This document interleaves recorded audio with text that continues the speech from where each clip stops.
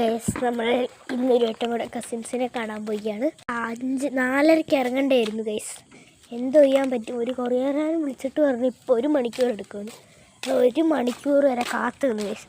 അവർ ഈ സമയം എടുക്കും. അപ്പം ഞാൻ ചോദിച്ചു മാമ നാളെ കൊണ്ടുതരാൻ പറ്റുമോ എന്ന്. അപ്പം പറഞ്ഞു പിന്നെ അത് ഉറപ്പായിട്ടും പറ്റുന്നത്. 6 മണിക്ക് ഞങ്ങൾക്ക് ചോദിച്ചായിരുന്നു. ഇപ്പം അത് ഞങ്ങളുടെ കൈ കിട്ടി. ഞങ്ങളിപ്പോൾ ഫർണിക്കാവിൽ എഴുന്നിരിക്കേണ്ട